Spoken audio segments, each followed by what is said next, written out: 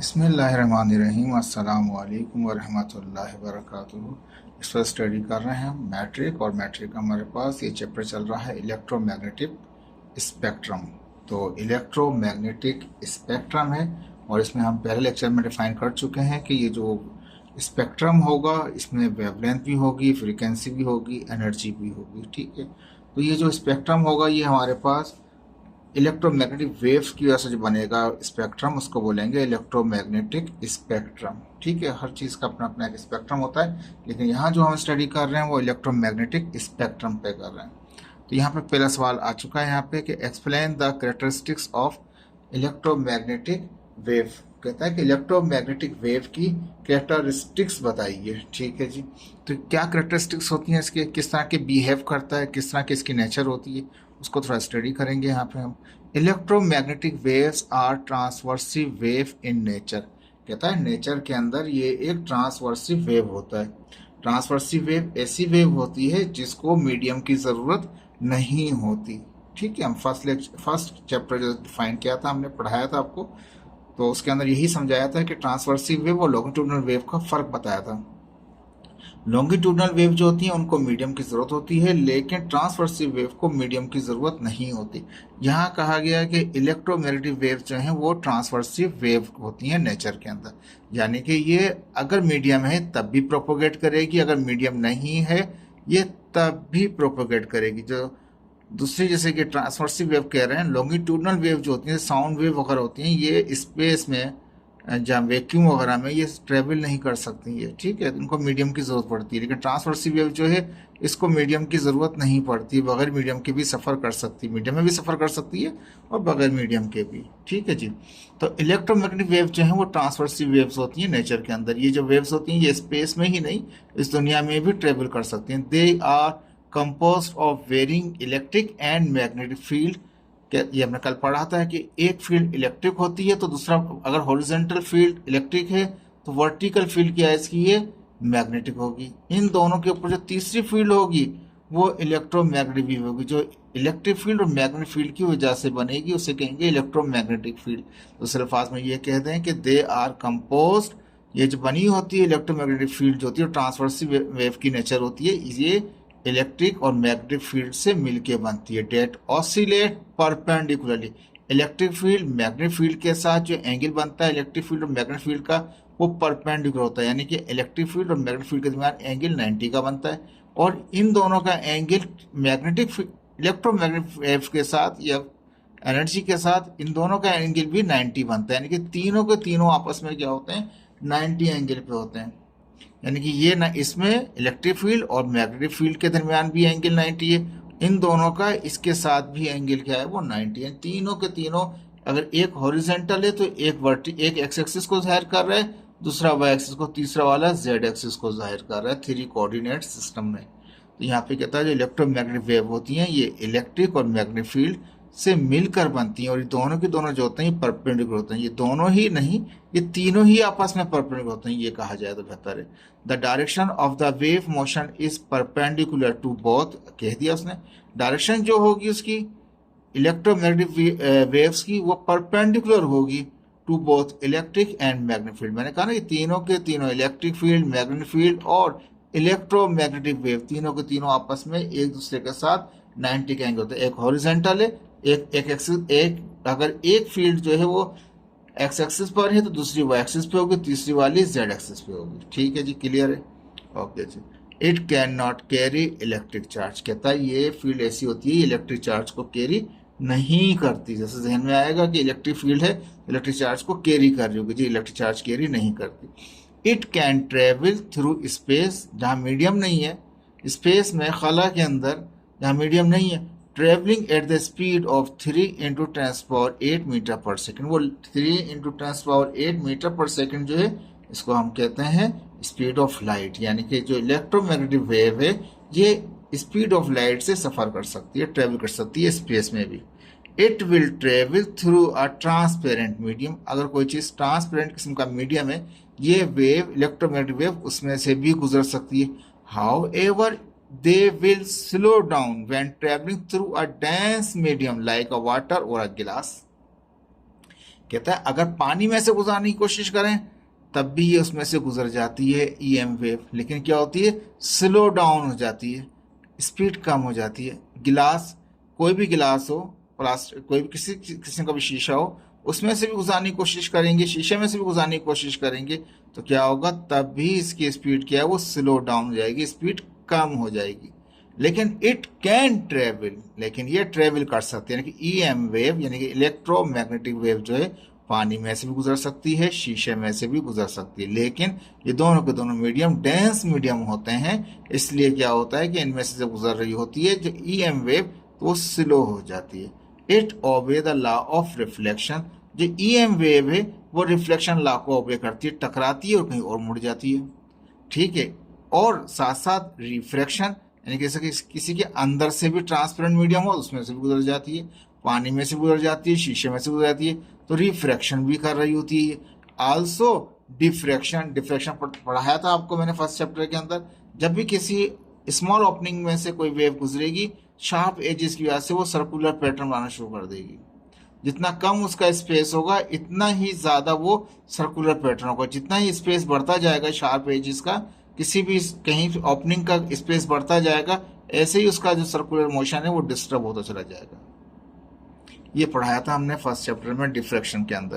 कहने का मकसद ये है कि ईएम वेव जो है वो रिफ्लेक्शन भी करती हैं, टकरा के कहीं और मुड़ जाती हैं, रिफ्रैक्शन भी करती हैं, टकरा के मुड़ती नहीं है, उसके अंदर से गुजर जाती हैं। और डिफ्रैक्शन, अगर दो पॉइंट हैं उनके स्पेस है और ईएम वेव अगर इसमें से गुजरती है, तो जितना बड़ा स्पेस होता जाएगा इतने सर्कुलर पैटर्न जो है कम होता जाएगा, जितना ही कम फासला करते जाएंगे इतना ही पीछे जो है सर्कुलर पैटर्न शुरू हो जाएगा, उसे कहते हैं डिफ्रैक्शन को। ठीक है जी, मेरे ख्याल से समझ में आ रहा होगा आपको। ये देखें सारी कैरेक्टरिस्टिक्स हैं इसकी, और ये कैरेक्टरिस्टिक्स किस तरह से बिहेव कर रहा है, क्या क्या इसकी खासियत है, वो सबको डिफाइन कर रहे हैं। ठीक है जी, तो ये तीनों लॉज को ये ओबे करता है, रिफ्लेक्शन को भी, रिफ्रैक्शन और डिफ्रैक्शन को भी। ठीक है, it's frequency depend only on the source that produce the wave. कहता है इसकी जो फ्रीक्वेंसी होती है डिपेंड करती है इसको कौन जनरेट कर रहा है। ठीक है, सूरज की में से लाइट आ रही है, वो भी ईएम वेव है, और ये ईएम वेव एक लाइट ही नहीं होती, मुख्तलिफ किस्म की भी फ्रीक्वेंसीज होती हैं। Thus frequencies does not change when it's travel from one medium to the another, जैसे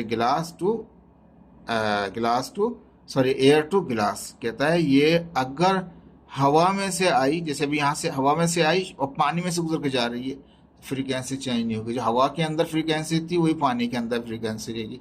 अगर हवा में से आ रही थी और गिलास के अंदर से, शीशे में से गुजर के जा रही है, जो फ्रीक्वेंसी टकराने से पहले थी वही अंदर से शीशे में से गुजरते हुए भी, यानी कि रिफ्रैक्शन करते हुए भी जो अंदर से गुजर रही है, तब भी उसकी फ्रीक्वेंसी चेंज नहीं होती। कहना मकसद ये कि फ्रीक्वेंसी जो है वो सोर्स पर डिपेंड करती है और फ्रीक्वेंसी चेंज नहीं होती जब वो एक मीडियम से किसी दूसरे मीडियम में ट्रेवल कर रही हो। यानी कहने का मकसद ये कि फ्रीक्वेंसी उसकी चेंज नहीं होती, लेकिन हर मटेरियल जो उसको जनरेट कर रहा है उसकी अपनी अपनी एक अलग फ्रीक्वेंसी हो सकती है। ठीक है, ये इसकी थी कैरेक्टरिस्टिक्स। ठीक है जी, अब इसके बाद हमारे पास सेकंड क्वेश्चन है। बहुत बड़ा टॉपिक नहीं है आपका, छोटा सा ही है, लेकिन ये इंफॉर्मेटिव है आपके लिए। कहता है दूसरे क्वेश्चन में, कहता है explain the main component of electromagnetic spectrum. Electromagnetic wave को हमने देख लिया, उसकी कैरेक्टरिस्टिक्स क्या क्या थी। अब कहता है जो स्पेक्ट्रम में मेन कंपोनेंट क्या है, तो कहता है main component of electromagnetic spectrum इस तरह से होता है कि has a wide range of frequency. इसमें बहुत ज्यादा क्या होती है, स्पेक्ट्रम है, तो स्पेक्ट्रम में फ्रीक्वेंसीज भी होंगी, हमने कल भी देखा था, ये फ्रीक्वेंसीज भी होंगी, वेवलेंथ भी होगी, एनर्जीज भी होगी। जो इलेक्ट्रोमैग्नेटिक स्पेक्ट्रम होता है उसमें फ्रीक्वेंसीज भी होती हैं, वेवलेंथ भी होती हैं और एनर्जीज भी होती है। ये जो स्पेक्ट्रम होता है, this is the spectrum cover the range of all electromagnetic radiation and consist of many सब रेंज। कहता है कि ये जो स्पेक्ट्रम होता है ये इसमें एक रेंज होती है किसकी, इलेक्ट्रोमैग्नेटिक रेडिएशन होगी। इलेक्ट्रोमैग्नेटिक रेडिएशन कह लें, इलेक्ट्रोमैग्नेटिक वेव कह लें, उनकी क्या होती है, एक रेंज होती है और सब रेंजेस भी होती हैं उसके अंदर। दे आर रेंज भी होती हैं और सब रेंज भी होती हैं इसकी। ठीक है, पहली बड़ी रेंज है, उसको अलग भी डिवाइड कर देते हैं। They are generally refer to as the component. ये जो रेंज होंगी या सब रेंज होंगी उन्हें हम कंपोनेंट कहेंगे। ठीक है। तो they are generally reference range या सब रेंज जो होंगी इलेक्ट्रोमैग्नेटिक स्पेक्ट्रम की रेंज हो, या जहां से जहां तक है उसको रेंज कहते हैं। उस रेंज में भी सब रेंज बना सकते हैं हम। रेंज और सब रेंज जो होगा इलेक्ट्रोमैग्नेटिक स्पेक्ट्रम का, उसे हम कंपोनेंट बोलेंगे। देखें किस तरीके से कहना चाह रहा है, इस तरह से कहना चाह रहा है। ये एक स्पेक्ट्रम है, ठीक है जी। अभी पूरा एक स्पेक्ट्रम है जिसमें वेवलेंथ यानी कि क्रस से क्रस तक या टफ से टफ तक वो क्या होती है आपकी, वो वेवलेंथ होती है, ठीक है।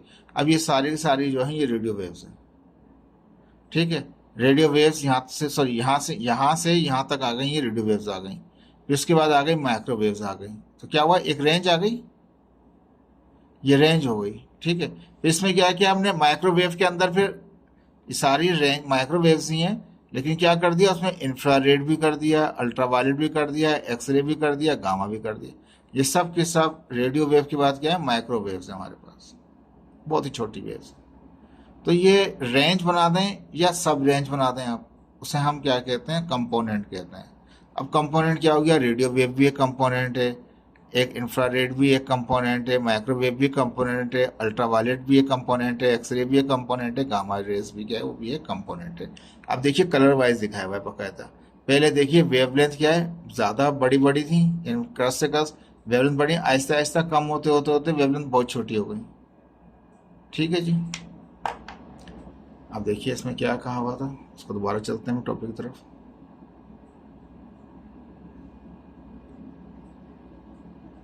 देखिए मैंने बुक से फॉलो किया हुआ है, कुछ अलग से नहीं बनाया, ताकि ये आसान सा था, उसमें से भी अच्छा डिफाइन किया हुआ था। तो स्पेक्ट्रम जो होता है वो कवर करता है रेंज को, किसकी, इलेक्ट्रोमैग्नेटिक रेडिएशन की, और सब रेंजों को, इनको हम कंपोनेंट कहते हैं, सच एज विजिबल लाइट या अल्ट्रावायलेट रेडिएशन। विजिबल लाइट जो है, विजिबल लाइट में तो इंफ्रारेड भी है, ठीक है, इंफ्रारेड भी है और इंडिगो भी है, मुख्तलिफ भी आ जाएगा हमारे पास। There are no precise accepted boundaries, कोई फिक्स नहीं है बाउंड्री, बाउंड्री चेंज हो सकती है, इनकी लिमिट जो है विजिबल, इनकी रेंज रीजन जो है, इनके जो रेंज हैं वो चेंज हो सकती है, फिक्स नहीं है। बिटवीन दीज कंटिन्यूस पैटर्न, ये कंटिन्यूस पैटर्न के अंदर जो कलर वाइज दिखाया जा रहा है इसको कंटिन्यूस पैटर्न कहा जाता है। इसके अंदर इसकी रेंज फिक्स नहीं होती, कोई भी कहीं से शुरू हो सकता है। देखें क्या कहना चाह रहा है, मैं आपको थोड़ा सा क्लियर कर देता हूँ ये बात।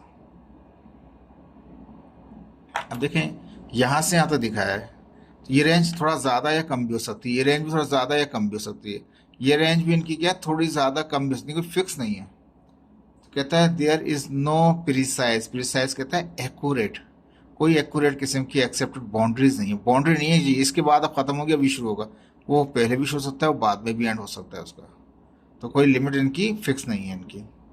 Electromagnetic spectrum is the entire, electromagnetic जो स्पेक्ट्रम है, इलेक्ट्रोमैग्नेटिक वेव का जो स्पेक्ट्रम है, एंटायर डिस्ट्रीब्यूशन है, ये डिस्ट्रीब्यूट की हुई है उसने, of electromagnetic wave, electromagnetic wave को डिवाइड किया हुआ है अकॉर्डिंग टू दियर फ्रीक्वेंसीज, किसके हवाले से, अपने फ्रीक्वेंसीज के हवाले से। जैसे ये देख यहाँ पे दिखा रहा है, यहाँ से यहाँ तक जा रहे हैं हम आगे, ठीक है, बढ़ते जा रहे हैं स्पेक्ट्रम के अंदर, तो उसको फ्रीक्वेंसी के हवाले से उसको हमने क्या कर रखा है, डिवाइड कर रखा है, ठीक है जी।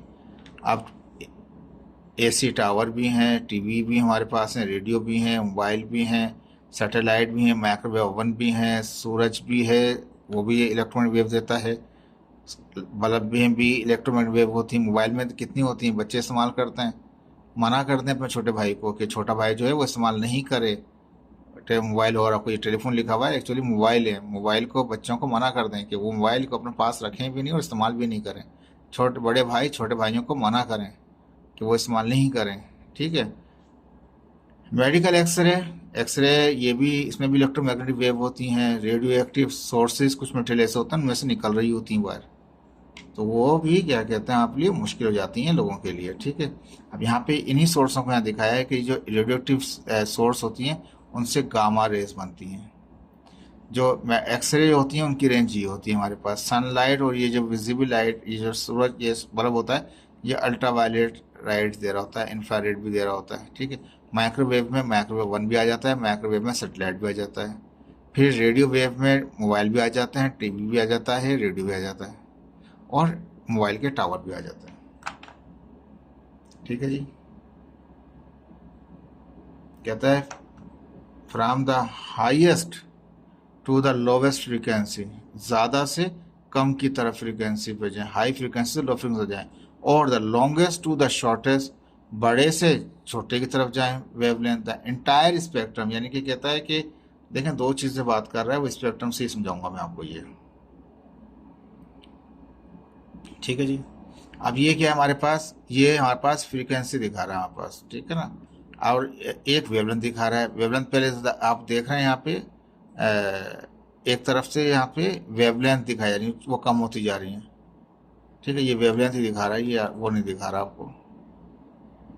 वैसे ऊपर दिखाना चाहिए था, अलग से इसने दिखाया ही नहीं स्पेक्ट्रम में, लेकिन होता क्या है, जैसे पिछले जो कल लेक्चर था उसमें देख लीजिएगा पिक्चर में आप, लोवेस्ट से कम से ज़्यादा फ्रीक्वेंसी, आहिस्ता आहिस्ता फ्रीक्वेंसी बढ़ाते जाते हैं, तो lowest to the shortest wavelength, तो वेवलेंथ क्या होती जाती है उनकी, कम होती जाती है।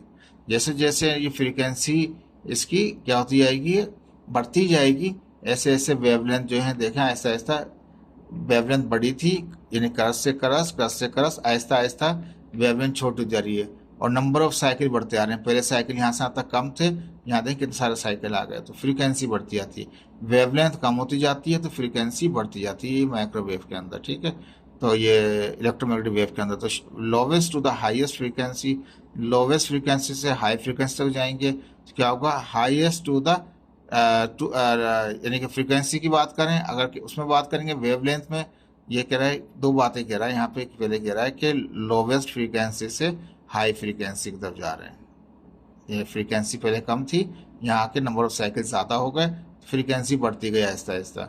दूसरी बात कह रहा है पहले वेवलेंथ बड़ी थी, बाद में वेवलेंथ छोटी हो गई, दोनों ही बात कह रहा है। The entire magnetic electromagnetic spectrum contain are, radio waves भी होती हैं, माइक्रोवेव्स भी होती हैं, इंफ्रारेड भी होती हैं, रेडिएशन भी होती हैं, विजिबल लाइट की अल्ट्रावायलेट रेडिएशन भी होती हैं, एक्सरे गामा भी होती हैं। Radio wave has the shortest, जो रेडियो वेव है वो शॉर्टेस्ट क्या होती है हमारे पास, वो सॉरी वो is the longest wavelength but the shortest frequency. यहाँ पे क्या होती है, लॉन्गेस्ट वेवलेंथ होती है लेकिन फ्रीक्वेंसी क्या होती है इनकी, कम होती है। इस तरह जो गामा रेज होंगी उनकी क्या होगी, वेवलेंथ छोटी होगी लेकिन फ्रीक्वेंसी क्या होगी, वो ज़्यादा होगी। याद रख लीजिए, जिसकी वेवलेंथ ज़्यादा है तो उसकी फ्रीक्वेंसी कम है, जिनकी वेवलेंथ कम है तो उनकी फ्रीक्वेंसी ज़्यादा होगी। ये वाइस वर्सा है, ये वाइस वर्सा है, याद रख लीजिए। जिसकी वेवलेंथ बड़ी है तो फ्रीक्वेंसी कम है, अगर वेवलेंथ कम है, जैसे वेवलेंथ यहाँ से यहाँ तक है, वेवलेंथ बड़ी है, और यहाँ से यहाँ देखें वेवलेंथ छोटी है, यहाँ देखें क्रस से क्रस कितना करीब आ गया। वेवलेंथ जब बड़ी है तो फ्रीक्वेंसी बड़ी, फ्रीक्वेंसी क्या है उसकी, छोटी है। जैसी वेवलेंथ छोटी हो गई तो फ्रीक्वेंसी क्या होगी, ज़्यादा हो जाएगी। Radio wave has the shortest wavelength, छोटी वेवलेंथ होती हैं रेडियो वेव्स की, और यहाँ पे गामा रेस की क्या होती है, शॉर्टेस्ट, लॉन्गेस्ट वेवलेंथ यहाँ पे होती है, वहाँ पे शॉर्टेस्ट वेवलेंथ होती है, ठीक है जी। इजी था स्पेक्ट्रम आपको समझना, लेकिन कुछ टर्म है इसके अंदर, उसको भी समझेंगे साथ साथ। कहता है electromagnetic wave of higher frequency, जहाँ फ्रीक्वेंसी हायर होगी, कहाँ पे होगी, हमने चेक किया था वो एक्सरे और गामा की साइड पे था। आहिस्ता आहिस्ता वेवलेंथ छोटी होती जा रही थी तो फ्रीक्वेंसी क्या थी, बढ़ती जा रही थी। तो यानी कि किसकी बात सच है, एक्सरेज और गामा रेज, जो हमारे पास राइट में नजर आया हमारे पास, जहाँ पे वेवलेंथ कम हो गई थी तो फ्रीक्वेंसी क्या थी, हायर फ्रीक्वेंसी थी। तो एक्सरे और गामा रेज की फ्रीक्वेंसी क्या होती है, बहुत ज़्यादा होती हैं, और मोर हैजर्डियस यानी कि more dangerous due to their higher energy. जितनी ज़्यादा फ्रीक्वेंसी है इतनी ही ज़्यादा उसके अंदर एनर्जी है, तो higher frequency means higher energy, तो इतना ही डेंजर होता है इंसान की बॉडी के लिए। एक्सरेज भी जब भी एक्सरे कर रहे होते हैं तो बच्चों को और बड़ों को दूर रख देते हैं, कहते हैं आप इस रेंज से बाहर आ जाएं, एक्सरे हो रहा है, प्रोहिबिट लिखा होता है, ममनू होता है अंदर जाना वहाँ पे। और जो गामा रेज होती हैं वो तो और भी ख़तरनाक हो जाती हैं हमारे पास। तो कहता है जितनी ज़्यादा फ्रीक्वेंसी होगी इतनी ही ज़्यादा एनर्जी होगी, इस बात को ध्यान में रख लीजिए। जितनी ज़्यादा फ्रीक्वेंसी होगी इतनी ही छोटी इसकी वेवलेंथ होगी, और जितनी ज़्यादा फ्रीक्वेंसी होगी इतनी ज़्यादा एनर्जी भी होगी। एनर्जी और फ्रीक्वेंसी डायरेक्टली प्रोपोर्शनल है, एनर्जी फ्रीक्वेंसी ज़्यादा है तो एनर्जी भी ज़्यादा है, लेकिन वेवलेंथ इनवर्सली है, अगर फ्रीक्वेंसी ज़्यादा है तो वेवलेंथ कम होगी, अगर फ्रीक्वेंसी कम है तो वेवलेंथ ज़्यादा होगी, ठीक है जी। दूसरा एक पॉइंट और बताया था बुक ने कि radio waves have the longest wave in the electromagnetic spectrum. Spectrum देखा लेफ्ट साइड पे बड़ी वेवलेंथ थी, बहुत बड़ा कस से कस तक का फासला आ रहा था रेडियो के अंदर, और गामा और एक्सरे में क्या आ रहा था, बहुत छोटा था, ठीक है जी। अब देखिए यहाँ पे कुछ और चीज़ें भी डिफाइन करना चाह रहे थे। यहाँ टाइप्स हैं हमारे पास इलेक्ट्रोमैग्नेटिक वेव की, जैसे कि रेडियो, टीवी ऊपर दिखाया था, माइक्रोवेव, इंफ्रारेड, विजिबल, सब ये किससे जनरेट होती हैं। ये यानी कि ये जो यानी कि टाइप हैं वेवों की, ये जो वेव, रेडियो वेव या टीवी वेव किससे जनरेट होती हैं, या माइक्रोवेव किससे जनरेट होती हैं, इंफ्रारेड किससे जनरेट होती हैं, या विजिबल लाइट किससे। और ये तो हो गई सोर्स जिससे वो जनरेट होती हैं ये वाली वेव्स। लेकिन एप्लीकेशन कहाँ इस्तेमाल करते हैं हम इन चीज़ों को, वो यहाँ बताएगा। अब जैसे कहता है रेडियो और TV, accelerating point charge. Point charge क्या होता है, देखिए इसको आगे चैप्टर आपका आएगा, इलेक्ट्रिक फील्ड आएगा, मैग्नेटिक फील्ड आएगा, उसमें बहुत अच्छी तरह समझाएंगे हम आपको। देखिए जो चार्ज होता है ना, चार्ज जब रुका हुआ होता है स्टैटिक चार्ज होता है। अब चार्ज में दो किस्म के होते हैं हमारे पास, एक पॉजिटिव और एक होता है निगेटिव। पॉजिटिव चार्ज का काम है फील्ड को इमिट करना, और निगेटिव चार्ज का काम है फील्ड को एब्जॉर्ब करना। ये याद रख लीजिएगा, दो किस्म के चार्ज, मैं आगे पढ़ाऊंगा आपको डिटेल के अंदर। फिलहाल समझ लीजिए जो पॉजिटिव चार्ज है उसका काम है फील्ड को अपने अंदर में से अपने सर्कुलर चारों तरफ, एक सेंटर में होता है और ऐसे फील्ड को चारों तरफ निकाल रहा होता है, ठीक है जी। तो प्लस चार्ज सब तरफ निकाल रहा होता है। अब ये चार्ज जो फील्ड निकाल रहा है तो इसके इर्द गिर्द इलेक्ट्रिक फील्ड है। अभी चार्ज मूव करेगा ना, जब मूव करेगा अपनी फील्ड में मूव करेगा तो क्या होगा, इलेक्ट्रोमैग्नेटिक वेव जनरेट कर देगा। देखें इसको थोड़ा आगे चलना पड़ेगा चैप्टर के अंदर, वहाँ ये आपको सब क्लियर होंगी चीज़ें। तो क्या होता है, एक्सेलरेट कर रहा, एक्सेलरेट का मतलब एक्स वेलोसिटी में चेंजिंग हो रही है, किसके, पॉइंट चार्ज। पॉइंट चार्ज कहते हैं, पॉइंट चार्ज का मतलब है एक चार्ज। और पॉइंट चार्ज कौन सा है, ये पॉजिटिव होता है जो फील्ड निकाल रहा होता है, नेगेटिव वाला नहीं होता, प्लस वाला होता है जो फील्ड निकाल रहा होता है। जब फील्ड निकाल रहा होता है अगर ये एक्सेलरेट करे, मूव करे, तो ये जनरेट कर देगा रेडियो वेव और टीवी वेव्स को। अब ये जो वेव्स जनरेट करता है, रेडियो वेव जनरेट करता है, इनको हम कम्युनिकेशन में इस्तेमाल करते हैं, यानी मोबाइल वगैरह में इस्तेमाल कर रहे होते हैं। Remote axis, remote control devices होते हैं, जैसे कि फ़ैन को कंट्रोल कर रहे हैं आप, डोर को कंट्रोल कर रहे हैं आप, टीवी कंट्रोल कर रहे हैं आप, रिमोटली कहीं से भी एक जगह से बैठे हुए दूसरी जगह पे भी आप कंट्रोल कर रहे होते हैं वेव के थ्रू, रेडियो वेव के ज़रिए, वायरलेस के ज़रिए। वो भी कर सकते हैं घर बाहर बैठे हुए, एक रूम में बैठे हुए, एक डिस्टेंस से बैठे हुए, माइक्रोवेव एंटीनास लगे हुए और वहाँ से मूव कर रहे हैं। कैमरे को भी हिला सकते हैं, झुला सकते हैं, जूम भी कर सकते हैं। तो ये रेडियो वेव्स में इस्तेमाल होती हैं, रिमोट कंट्रोल डिवाइसेस भी। और एक ये इम्पोर्टेंट है, मैग्नेटिक रेजोनेंस इमेजिंग, MRI, इसको हम आगे पढ़ेंगे अलग से एक टॉपिक के अंदर, उसमें क्लियर कर देंगे आपको ये, ठीक है। तो अगर चार्ज, पॉजिटिव चार्ज अगर मूव करना शुरू कर दे, जैसे ही मूव करना शुरू करेगा तो उससे जो वेव जनरेट होंगी वो होंगी रेडियो वेव और टीवी वेव, ठीक है। माइक्रोवेव कैसे जनरेट होती हैं, तो कहता है ये भी इस तरह से होती है कि एक्सेलरेटिंग पॉइंट चार्ज से भी होती हैं ये जनरेट, ये माइक्रोवेव्स। अब डिपेंड करता है ना, कुछ मटेरियल ऐसे हैं जो इतनी बड़ी वेवलेंथ की फ्रीक्वेंसी जनरेट कर देंगे, यानी कि बड़ी वेवलेंथ जनरेट कर देंगे और फ्रीक्वेंसी कम होगी उसकी, ठीक है। तो फ्रीक्वेंसी कम होगी, वेवलेंथ ज़्यादा होगी। वो मटेरियल होंगे, हर मटेरियल मुख्तलिफ किस्म के पाए गए दुनिया के अंदर। कुछ इस तरह के हैं जो गामा रेस पैदा करते हैं, एक्स रेस पैदा करते हैं, बहुत ही ज़्यादा छोटी वेवलेंथ, इतनी ज़्यादा फ्रीक्वेंसी, ठीक है। तो अब ये मुख्तलिफ किस्म के मटेरियल मुख्तलिफ किस्म की वेव्स को जनरेट कर रहे होते हैं, ठीक है। तो अभी पॉइंट चार्ज एक सिंगल था, इस तरह एक्सीलरेट हुआ। ऐसे मटेरियल जो उनके पॉइंट चार्ज एक्सीलरेट करते हैं, रेडियो वेव्स। कुछ ऐसे होते हैं जो माइक्रोवेव को जनरेट कर देते हैं। माइक्रोवेव क्या होता है, इसकी वेवलेंथ बड़ी होती है, उनकी वेवलेंथ छोटी हो जाती है। इनकी फ्रीक्वेंसी क्या होती है, वो छोटी होती है, इनकी फ्रीक्वेंसी बढ़ जाती है, ठीक है। एक तो एक्सेलरेट होता है पॉइंट चार्ज, वही प्लस चार्ज मूव कर रहा था, लेकिन ये अब जनरेट जो होंगी वो माइक्रोवेव में। और दूसरा सोर्स कौन सा, थर्मल इग्निशन। जब कहीं पर भी हीट क्या हो, हीट से चीज़ें पिघलने शुरू कर दें, मेल्ट होने शुरू हो जाएं, तब माइक्रोवेव्स जनरेट होगा। जैसे कि ओवन में इस्तेमाल करते हैं, रेडार में भी सिस्टम होता है, कम्युनिकेशन में भी इस्तेमाल करते हैं, ठीक है। सेलेक्ट्रॉन भी लिखा हुआ है यहाँ पे, ये अलग है, ठीक है। इसके बाद कहता है इंफ्रारेड कौन सा है, तो इंफ्रारेड के लिए कहता है कि थर्मल इग्निशन। एक्सीलेट चले थे, फिर एक्सीलेट यहाँ तक रखा, फिर थर्मल आ गया। अब थर्मल इग्निशन से इंफ्रारेड होती हैं, इलेक्ट्रॉनिक ट्रांजिशन से भी करते हैं, ठीक है। और कहाँ इस्तेमाल करते हैं, हीटिंग करने के इस्तेमाल में इंफ्रारेड को इस्तेमाल करते हैं, हीट करने के लिए, गर्म करने के लिए, हीट थेरापी भी करने के लिए, यानी कि थेरापी, हीट थेरापी देनी हो किसी को। थर्मल इमेजिंग, हीट के ज़रिए इमेज तस्वीर लेते हैं, वहाँ पे भी इस्तेमाल करते हैं इंफ्रारेड को।